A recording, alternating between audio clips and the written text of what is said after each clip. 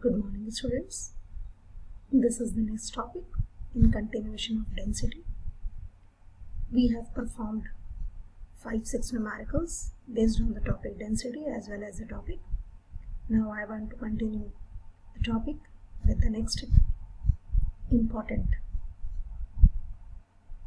topic in the book, imperfection in solids. Imperfection means which is not perfect. Basically हम imperfection कहते हैं कि perfection नहीं है, कहीं ना कहीं कमी है, दैट इज इम्परफेक्शन. सॉलिड्स में भी इम्परफेक्शंस होते हैं.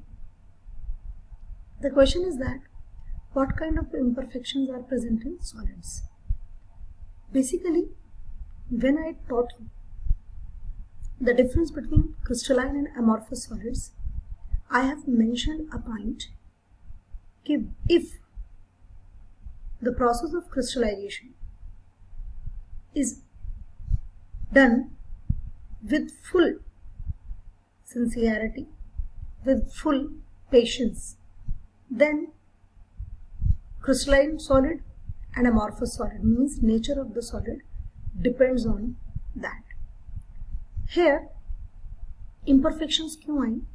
बहुत बार आइडियल एनवायरनमेंट नहीं मिलता, बहुत बार कोई बाहर से एटम आ गया है हमारे क्रिस्टलाइजेशन के टाइम पर, तो सॉलिड्स में इम्परफेक्शंस होती हैं. This is our topic today. तो generally crystals are perfectly arrange at absolute zero temperature.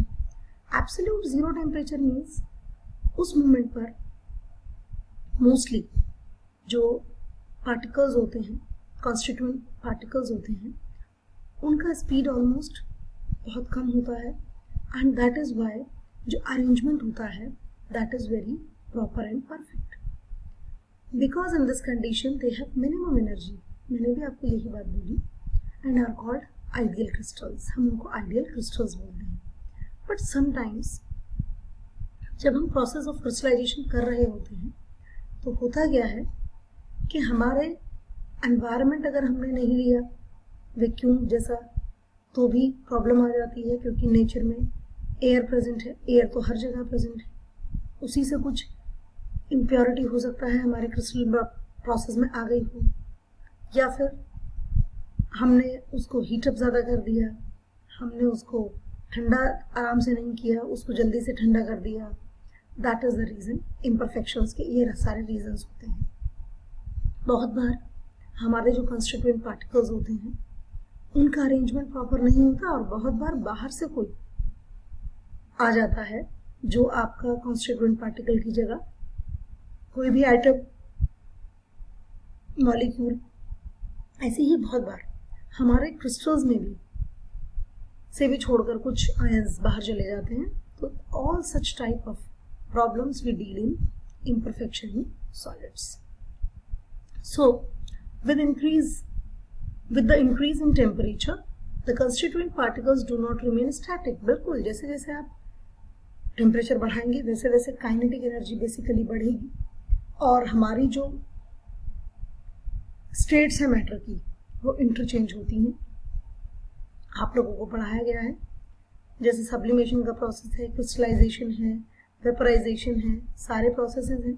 तो टेम्परेचर का डिक्रीज और इंक्रीज ही इन प्रोसेसेस को करता है. So with the increase in temperature the constituent particles do not remain static. So these arise defects in crystals and due to this imperfection develop, and this defect is known as thermodynamic defects. और इस तरह के defects को हम क्या कहते हैं? Thermodynamic. Thermo means temperature, dynamic means movement, और उनकी वजह से जो डिफेक्ट सॉलिड में आ जाते हैं they are known as thermodynamic defects. Another reason for defects in crystal is presence of impurities. Sometimes due to presence of impurities, regular arrangement is disturbed, causing defects. So this is imperfection of solids. Now, the most important thing which you have to note down here, due to imperfections, the electrical conductivity and the mechanical strength change up to some extent, so crystals can be useful for different purposes.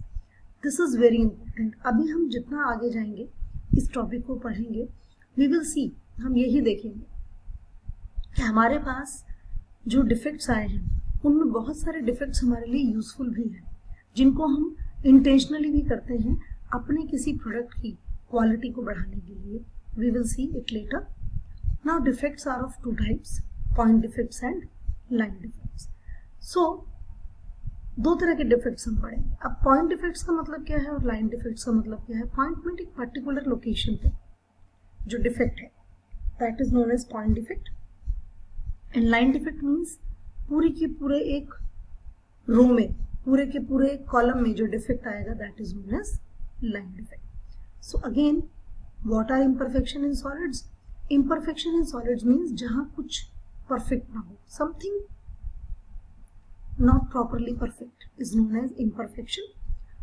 Basically हम अगर absolute 0 temperature पर जाकर 0 kelvin पे जाके मतलब -273 kelvin पे जाके किसी चीज का अरेंजमेंट, किसी भी लिक्विड को ठंडा करते हैं, सॉलिड में कन्वर्ट करने के लिए क्रिस्टलाइजेशन का प्रोसेस करते हैं, तो वो बहुत प्रॉपरली होता है, क्योंकि बेसिकली वहां पर जो हमारे कॉन्स्टिट्यूएंट पार्टिकल्स हैं उनकी स्पीड बहुत ज़्यादा नहीं होती, मिनिमम एनर्जी होती है. That is the reason. बस as we increase the temperature there may be the possibility of defects.